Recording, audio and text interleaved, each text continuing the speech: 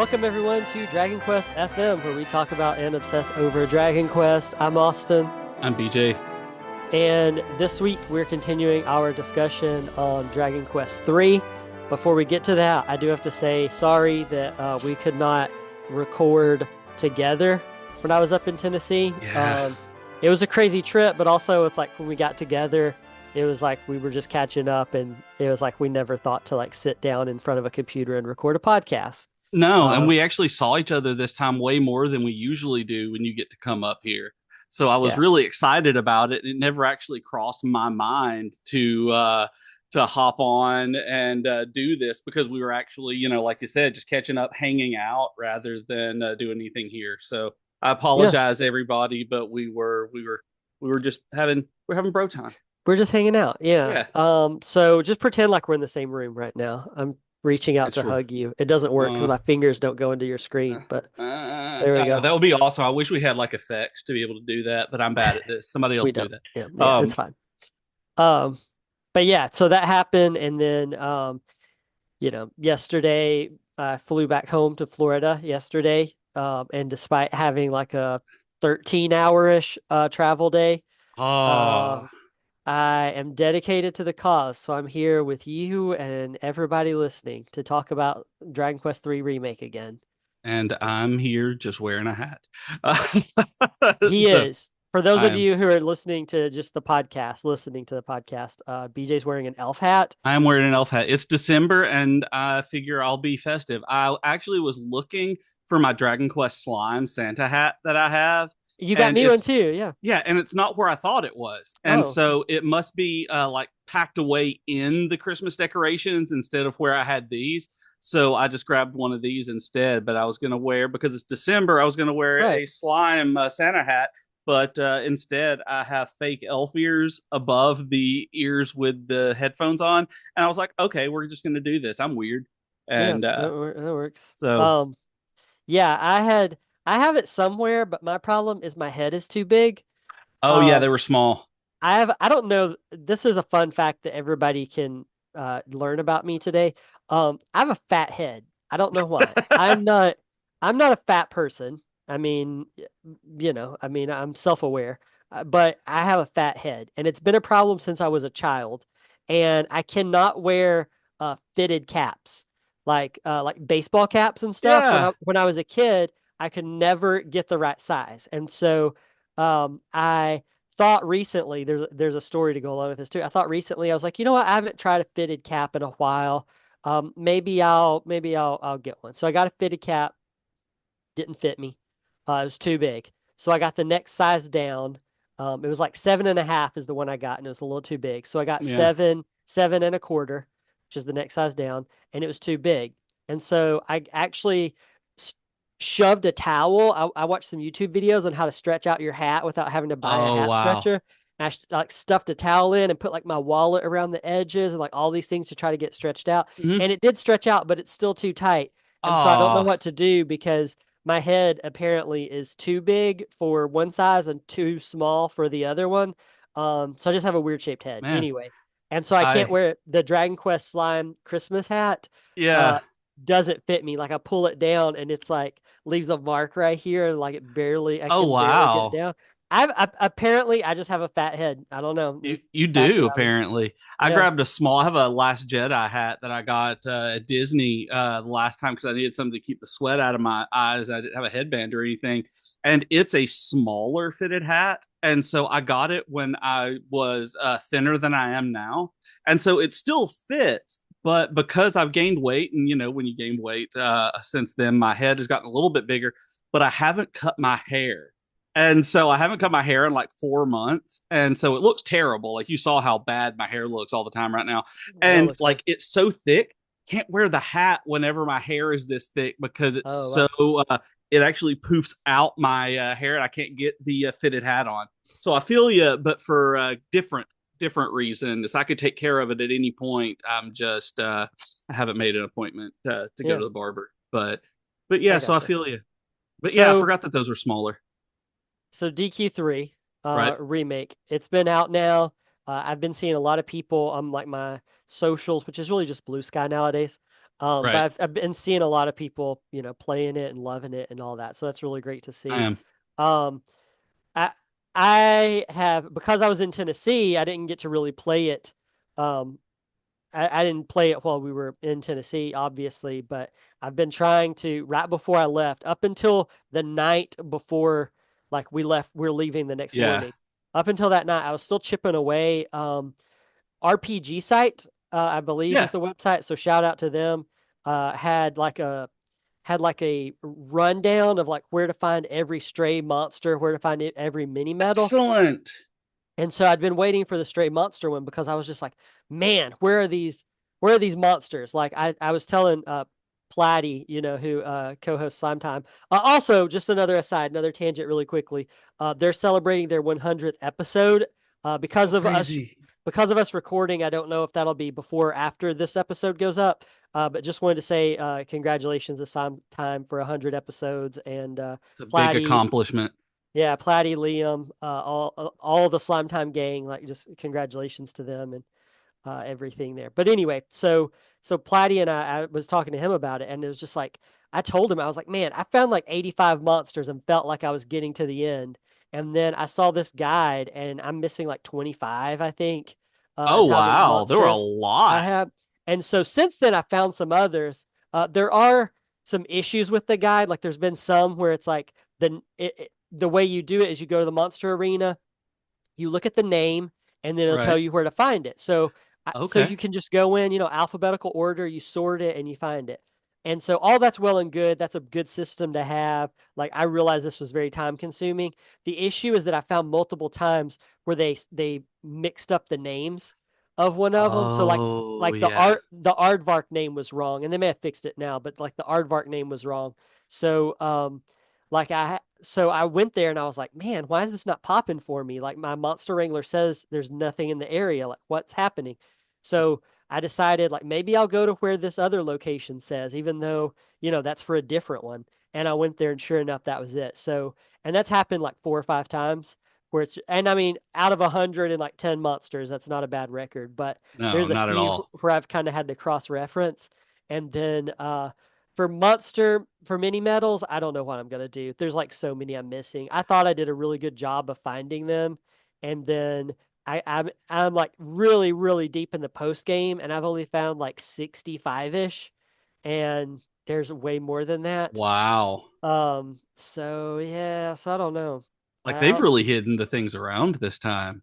And I mean, in terms of them mixing up the monster locations, I mean, keeping track of that many things, like something is gonna slip up. I mean, it's copying and pasting and putting everything back in a spreadsheet and all of that, trying to get it. But so it's impressive, honestly, as many as there are, that it was like just a couple that got mixed up. So because those things are massive undertakings, and I'm really excited that somebody finally did it for us. So thank you. Yeah, yeah, me too. And I'm not sure. I didn't catch like the author name or anything. It might have been like a group effort, but just yeah, Right. shout out RPG site for doing that. That was really helpful.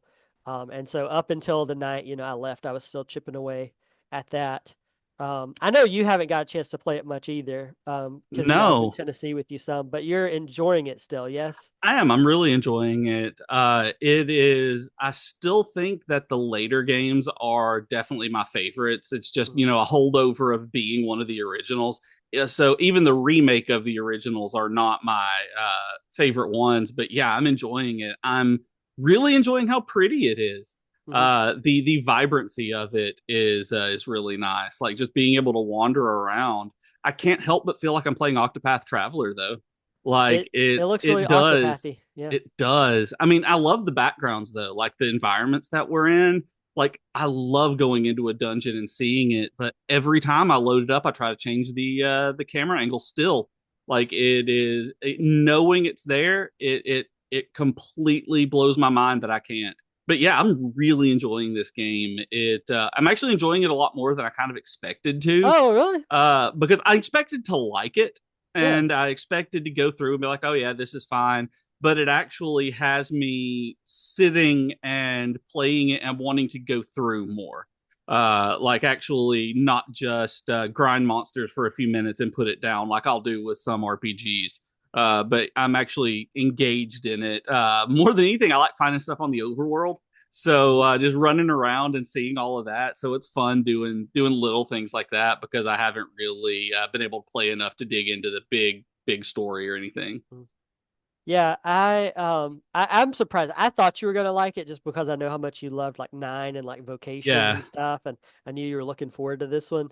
So I'm glad you're liking it even more. I think that for me, like I was on the fence about the Hmm. HD2D style, but it never really bugged me playing this. I mean, it's kind of like on some level, I was like, this would have been really cool to see in like DQ11 type Hmm. engine, um, but also it's just like it's a beautiful game, and I actually there was like some Black Friday sales Yeah. last week, and Octopath 2 and Star Ocean Second Story were both on sale for like one was $20 and one was 15, I think. Oh wow, I Um, completely missed that because the so best one I saw was 39 for Octopath 2, and I was like, still not paying that. yeah, no, it was I think that was 19.99 and the other one was 14.99. Wow. And so anyway, I snagged both of those on PS5 like physical versions Yeah. because I was like I'll get around to these at some point, and those were like inexpensive enough that despite my griping about like tired of games just Yeah. having that over and over again, I was like, you know what, DQ3 looked really pretty that way, and whatever, I'll do it. And I did play I downloaded the demo of Octopath 2 because on the PS5 because I actually wanted to do kind of the same thing I did with this one as I played Octopath 1 more on the Switch and then wanted to see how it differed on the PS5 and it's gorgeous. Like I am actually impressed at how much prettier than I thought it was going to be on the PS5. The animation is just so smooth. Like that's the thing about that one is like it's just so stylized and smooth, which I'm assuming is the same thing you're seeing on DQ3, where it's still a little 30 frames per second for me. But Yeah, that's true. Yeah, I mean it looks wonderful on PS5, and so last episode we tried to keep it not too like spoiler free. This week I still want to keep it mostly spoiler free because I don't want to ruin things for you or other people listening because we like to kind of go through. But I do think this might be the right time to talk about. I'd said that I talked about how easy I found the game in yeah. normal mode for like a really long time. So I kept the game in normal mode for a really long time, and then I found it a little harder there around the time you get to like Japan. Hmm. And it was like the second Orochi fight. I was like, oh, I'm gonna have to actually like have people follow orders instead of just fighting Yeah. wisely. But still, that's deep in the game. It was like very easy for a long time. Well, anyway, so this is the story of the first time I died. Because yes, I died in this game. And what's really funny, by the way, is I got all the way through the post game and I never got the trophy. I realized there was a trophy I was missing because I never revived back from the church because the game gives you the option you can do a rematch or Oh yeah. you can load up from the autosave.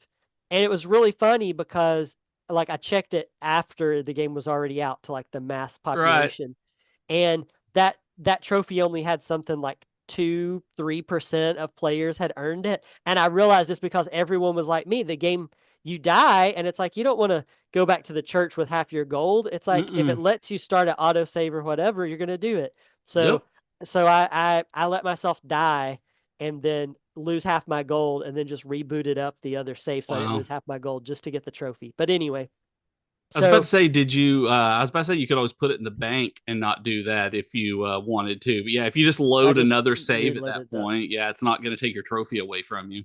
yeah. So the first time I died was I was in it's when you're going for the blue orb. They actually do something creative here. Minor spoilers if you want to skip ahead, but they actually do something a little creative here where they change the location of the blue orb. Okay. Um, and so the location that the blue orb used to be, you see something shiny that's blue. And so I was like, that's a blue orb, give it to Mm, me. And it wouldn't come out. Turns out it's for like a little side quest to get, I believe it's for the Auroral helm to upgrade Ortega's okay. helm in the post game. It's been a couple weeks since I was there. But anyway, you can go back to it and, get it for something later on. But anyway, I went there first. I was like, okay, that's weird. There's only one other place it could be. I guess they swapped it on you. I guess they did the whole Right. switcheroo. So I went down here, and there's a new boss fight there. that was not Boss in. fight or like more of a super boss, like extra hard boss? Like you're talking about No, the no, first time you die, but like, so was it like a, no. It's just in the main story. It's just like a okay. new boss that shows up. Um, and it's kind of the run of the mill. You go like some of the time when you get the orbs, there's a boss fight to take down Yeah. before you get the orb. Depends on which orb you're after. Well, in this one, usually you grab the blue orb, you get out of the dungeon, whatever. Well, this time an enemy shows up called the Chiromancer, who gets heals, has two ads that spawn with him, and I died. I had it on. Probably fight wisely at the time. I Mm-hmm. can't remember, and I died. So I was like, okay, fine, follow orders, and made sure my MP was all up using those prayer rings Yep. for all they're worth. And I was like, okay, this is. But it ended up being a really tough fight, and I think I actually died like two or three times on this fight. It's called the Chiromancer, Wow. and it was because I would try to the really I mean there may be other strategies to this, but the strategy that I used was you fizzle him so he can't cast stuff Mm-hmm. anymore. And then because otherwise he's going to use Zing and revive his ads all the Yep. time. And it's just very difficult fight. So, but the balancing felt weird. That was the first time where I was like, man, this game like just got really hard for no reason. And I thought maybe it was because it was a new boss. I was like, Right. okay, this boss wasn't in the original game.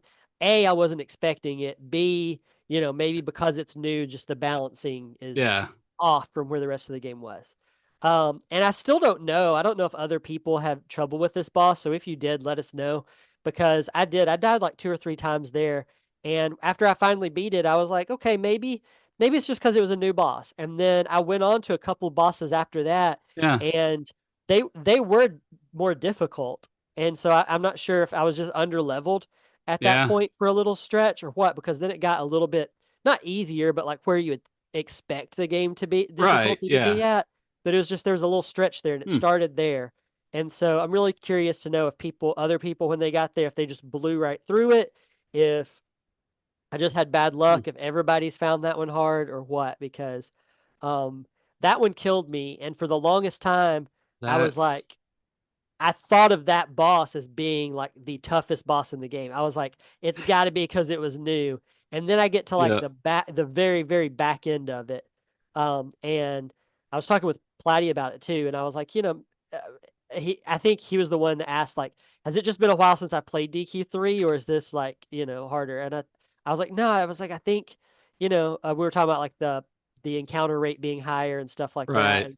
And so I think we both came to the conclusion that the encounter rate was higher and that the like difficulty there at the end is tougher. Yeah. Although I won't speak for him, but for myself, it could also be that I'm just like older now and it's like I'm not spending as many hours grinding. Yeah. Um, That's what I was thinking when you were talking about being under leveled. I was like, a lot of times, especially when you're doing the review, that it might not be as much, you might not have as much time to spend just grinding and messing around with it. So it could be that you kind of yeah. hit one of those star ocean bumps in difficulty.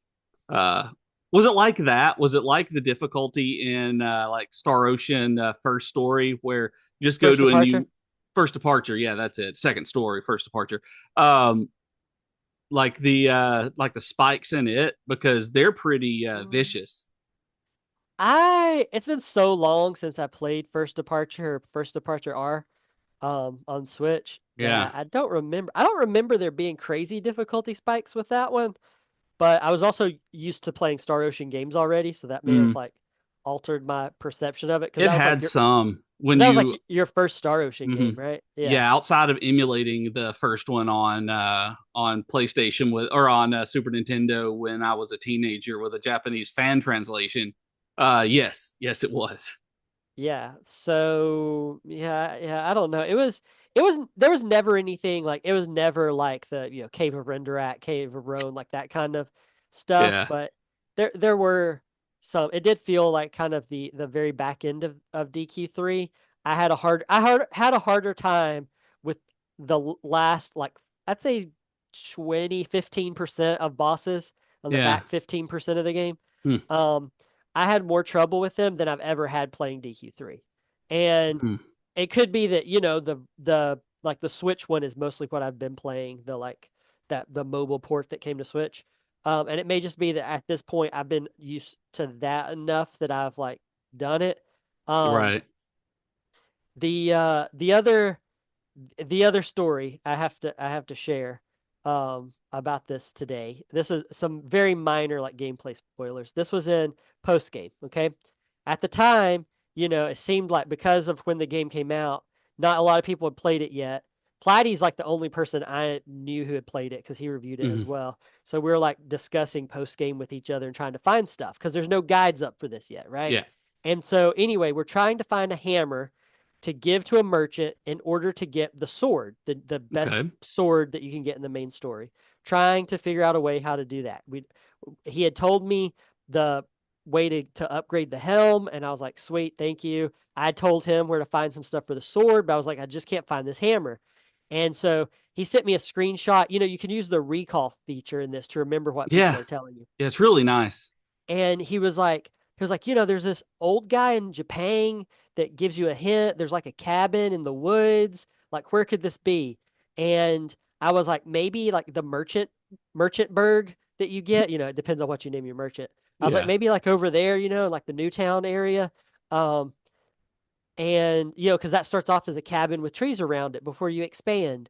And we were and another point when I was in like after the Aleph Guard section, I went out to get the Hmm. lyre of ire and stuff, and that was a cabin in the woods, and I was like, is it out here? And couldn't find anything, and so then I was like, man, maybe I feel like it's gonna be in like the middle, one of those hidden areas, like there's just gonna be a forest spot, and Yeah. he was That like, you just walk through and can't see anything, and suddenly you're there. yeah, and so he was like, "Yeah, maybe so."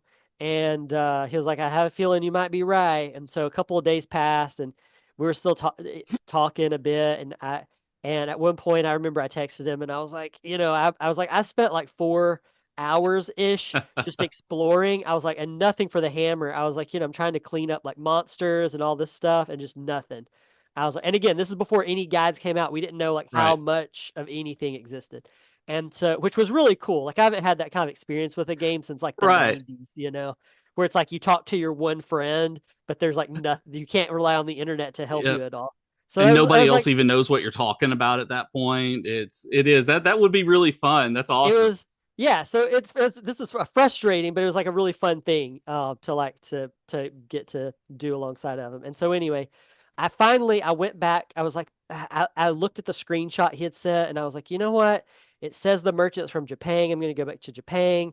I'm Hmm. gonna talk to this guy. I'm just gonna see what I can find. So I went out there, and the guy, I read it again, and I was like, maybe he's standing next to a house, and Okay. I was like, is he just talking about that house? And so I walked into the house that he's standing beside, and there's a little sparkly in the corner to signify it. And I walked over and got the hammer, and I texted him.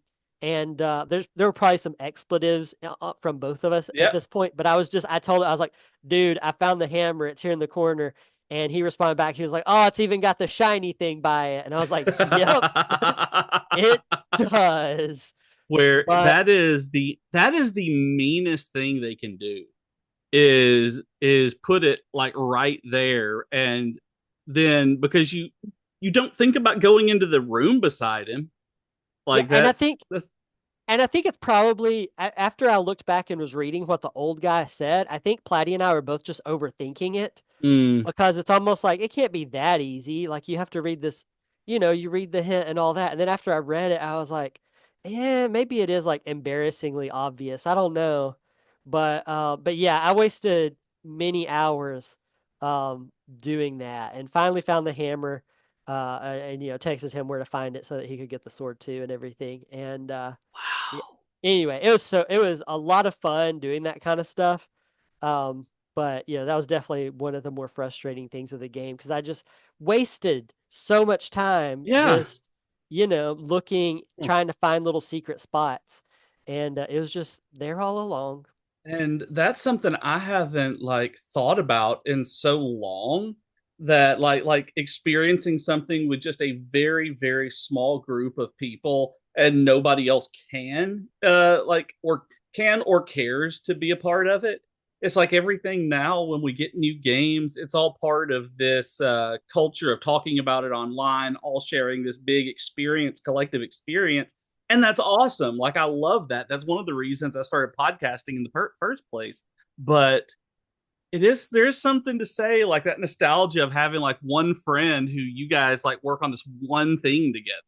It's I can't remember the last time it was like that specifically, that nobody else could even like, without looking it up, or even like sharing other stuff with other people. Like, even when Hmm. we're playing DQ games together, there's still the audience here, and things we're talking about with everyone else. Like, I can't remember a time where there was just nothing out there.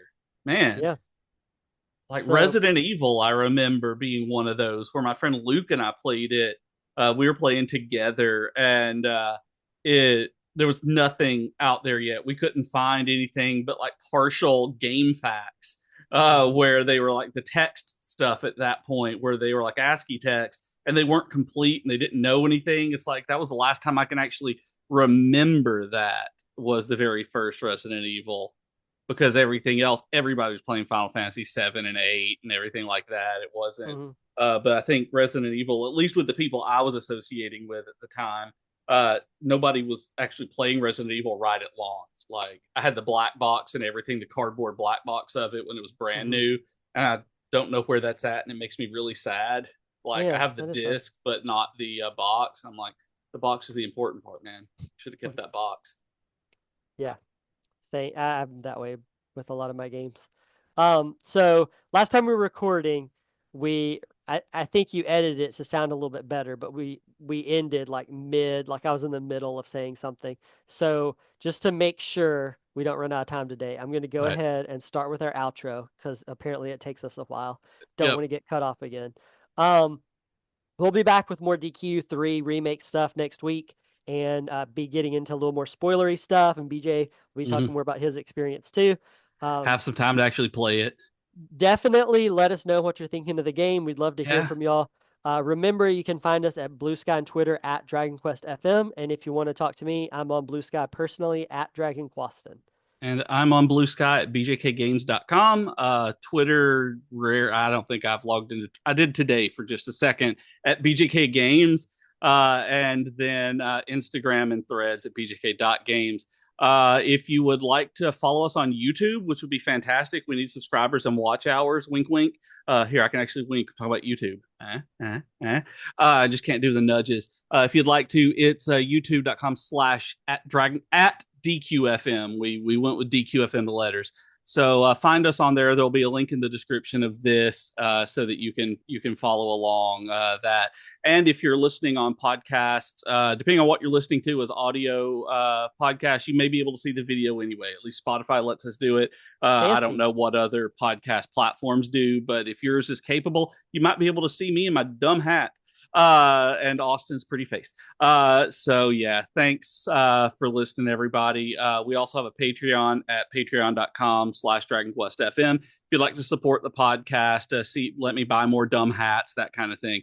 Oh, that would be it. That's what I do. Your money goes toward big dumb hats for me instead of anything useful or that actually supports us as a podcast. Uh, but like DQ3, like, you guys actually paid for DQ3 for me, so I like truly appreciate you as human beings, because otherwise it would have actually been a while before I would have been able to grab that. So thank you. Um, yeah, that's it for us. We will see you next week, and everybody have a wonderful week.